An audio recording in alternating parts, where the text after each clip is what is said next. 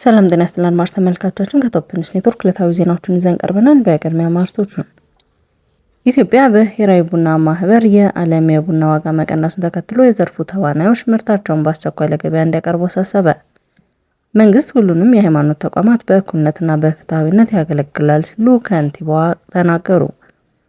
ምርጫ ቦርድ አንዳንድ የክልል መንግስታት ትብብር እያደረጉልኝ አይደለም ሲል ወቀሰ። በኢንቨስት ኢን ኢትዮጵያ 2026 ፎረም ላይ ለመሳተፍ ከ64 ሀገራት የተውጣጡ ባለሀብቶች ተመዘገቡ። ዳንጎቴ በኢትዮጵያ ለሚገነባው ግዙፍ የማዳበሪያ ፋብሪካ የ4.2 ቢሊዮን ዶላር የተፈጥሮ ጋዝ አቅርቦት ስምምነት ከቻይናው GCL ጋር ተፈራረመ። የኢትዮጵያ ብሔራዊ ቡና ማህበር የዓለም የቡና ዋጋ መቀነሱን ተከትሎ የዘርፉ ተዋናዮች ምርታቸውን በአስቸኳይ ለገበያ እንዲያቀርቡ አሳሰበ። የኢትዮጵያ ብሔራዊ ቡና ማህበር በዓለም አቀፍ የቡና ገበያ ላይ እየታየ ያለውን ከፍተኛ የዋጋ መቀነስ ተከትሎ በዘርፉ የተሰማሩ አርሶ አደሮች፣ አልሚዎችና ላኪዎች በእጃቸው የሚገኘው ምርት በአስቸኳይ ወደ ማዕከላዊ ገበያ እንዲያቀርቡና ሽያጭ እንዲፈጽሙ አሳስበዋል። ማህበሩ መጋቢት 7 ቀን ባወጣው አስቸኳይ የጥንቃቄ መልእክት በአሁኑ ወቅት የዓለም የቡና ገበያ ዋጋ በከፍተኛ ሁኔታ እየቀነሰ እንደሚገኝ ጠቁሞ ምርት ሳይሸጥ በእጅ ላይ መቆየቱ ለከፋ የገንዘብ ኪሳራ ከመዳረጉ ባለፈ በሕግም ተጠያቂ ሊያደርግ እንደሚችል አስጠንቅቋል። የማህበሩ ማስጠንቀቂያ ከመውጣቱ ቀደም ብሎ የኢትዮጵያ ቡናና ሻይ ባለስልጣን በዓለም አቀፍ ደረጃ የቡና ዋጋ እየቀነሰ በመሆኑ የቡና አቅራቢዎች በእጃቸው የሚገኘውን የቡና ክምችት በአስቸኳይ ለገበያ እንዲያቀርቡ አሳስበዋል። በተመሳሳይ መልኩ የግብርና ሚኒስቴር ባለፉት 6 ወራት የታየው የቡና ወጪ ንግድ መጠን ከእቅዱ አንጻር ተግዳሮት እንደገጠመው ተገልጿል። ሚኒስቴሩ ለኤክስፖርት መጠኑ መቀነስ ዋነኛው ምክንያት አሳውቋል። መንግስት ሁሉንም የሃይማኖት ተቋማት በእኩልነትና በፍትሃዊነት ያገለግላል ሲሉ ከንቲባ አዳነች አቤቤ አሳወቁ። የአዲስ አበባ ከተማ አስተዳደር ከንቲባ አዳነች አቤቤ ከኢትዮጵያ ወንጌላውያን ከካቶሊክና ከሰባተኛ ቀን አድቬንቲስት ቤተክርስቲያን መሪዎች ጋር ውጤታማ ውይይት ማካሄዳቸው ተገልጿል። ከንቲባዋ በማህበር ትስስር ገጻቸው ባሰፈሩት መልእክት እነዚህ የሃይማኖት ተቋማት በታሪክም ሆነ ባለፉት የለውጥ ዓመታት ለሀገርና ለከተማዋ እድገት ያበረከቱት አስተዋጽኦ ከፍተኛ መሆኑን ገልጸዋል። በውይይቱ ወቅት ለኢትዮጵያ ብልጽግናና ለብሔራዊ ጥቅም በጋራ መቆም በሚቻልባቸው ጉዳዮች ላይ ሰፊ ምክክር ተደርጓል። ከመሪዎቹ ጋር በነበራቸው ቆይታ በማህበራዊ ልማትና በበጎ ፍቃድ ስራዎች ላይ ተሳትፎን ማጠንከር፣ ለመልካም አስተዳደርና አገልግሎት አሰጣጥ መጎልበት፣ በጋራ መስራት፣ ህገወጥነትን በመከላከል ረገድ ተቀናጅቶ መንቀሳቀስ በሚሉ ነጥቦች ላይ ስምምነት ላይ ተደርሷል። ከንቲባ አዳነች አቤቤ አክለውም በስራ ሂደት ያጋጠሙ አንዳንድ ክፍተቶችና እንግልቶች በትብብር ለማረም የሚያስችል ምቹ መደላደል መፈጠሩን ጠቁመዋል። ይህ መድረክ በየክፍለ ከተማው ሲካሄዱ የቆዩ ውይይቶች ማጠቃለያ መሆኑና የመንግስትና የሃይማኖት ተቋማትን ድርሻ በጉልህ የለየ መሆኑን ገልጸዋል። በመጨረሻም የቤተ ክርስቲያኒቱ መሪዎች ላሳዩት ከፍተኛ ተሳትፎና ላቀረቡት ገንቢ ሀሳብ ከንቲባዋ በራሳቸውና በከተማ አስተዳደሩ ስም ምስጋና አቅርበዋል። ምርጫ ቦርድ አንዳንድ የክልል መንግስታት ትብብር እያደረጉልኝ አይደለም ሲል ወቀሰ። የኢትዮጵያ ብሔራዊ ምርጫ ቦርድ አንዳንድ የክልል መንግስታት ህጋዊ ግዴታቸውን በአግባቡ እየተወጡ አለመሆኑን ጠቅሶ ወቀሳ አቅርቧል።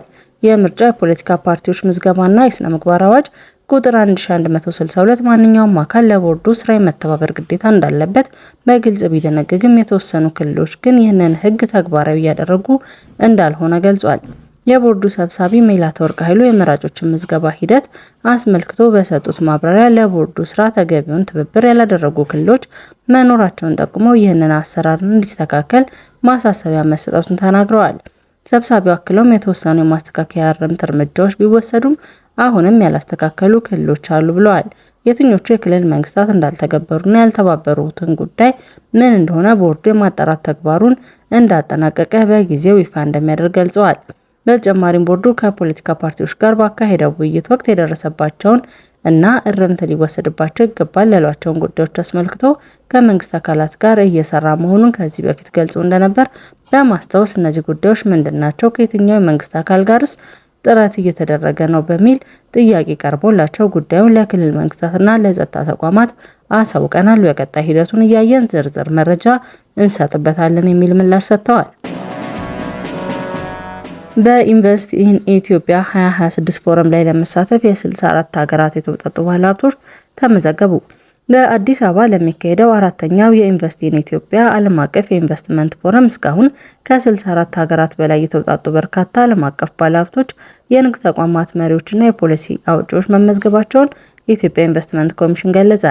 የገንዘብ ሚኒስቴርና የተለያዩ የልማት አጋሮች ጋር በመተባበር የሚዘጋጀው ኢንቨስት ኢን ኢትዮጵያ የተሰኘው ይህ ከፍተኛ ኢንቨስትመንት ፎረም ኢትዮጵያ ለኢንቨስትመንት ዝግጁ ናት በሚል መሪ ቃል መጋቢት 17 እና 18 2018 ዓ.ም በአዲስ አበባ ስካይላይት ሆቴል እንደሚካሄድ ተገልጿል። ፎረሙ የውጭ ቀጥታ ኢንቨስትመንትን ለመሳብ ያለመ መሆኑን የገለጸው ኮሚሽኑ የምዝገባ ሂደቱም አሁን በስፋት መቀጠሉን ኮሚሽኑ አስታውቋል። የፎረሙ ቀን እስኪቃረብ ድረስ የተመዝጋቢዎች ቁጥርና የሀገራት ስብጥር ይበልጥ እንደሚጨምር እንደሚጠበቅም የኮሚሽኑ መረጃ ያመለክታል። እንደ ኮሚሽኑ መረጃ ኢትዮጵያ ለኢንቨስትመንት ዝግጁ ናት በሚል መሪ ቃል በሚካሄደው በዚህ መድረክ ላይ ከ1000 በላይ ዓለም አቀፍ ባለሀብቶች፣ የንግድ ተቋማት መሪዎችና የፖሊሲ አውጪዎች ይሳተፋሉ ተብሎ ይጠበቃል።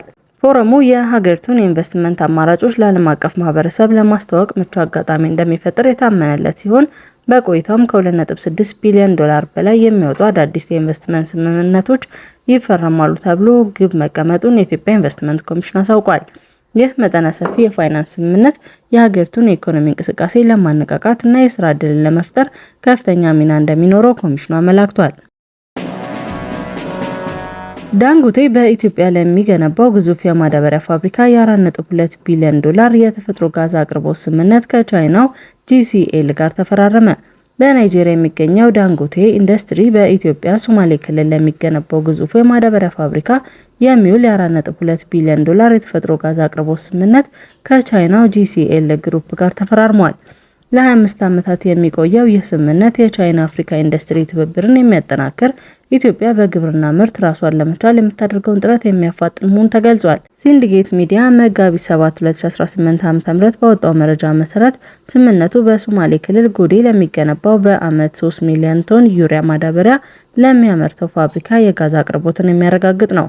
ለፋብሪካው የሚውለው ጋዝ በተፈጥሮ በኢትዮጵያ ሶማሌ ክልል ኦጋዴን ውስጥ ከሚገኘው ከካሉብ የጋዝ መስክ የሚመነጭ ሲሆን በ108 ኪሎ ሜትር የጋዝ ማስተላለፊያ መስመር አማካኝነት ወደ ፋብሪካው ይጓጓዛል።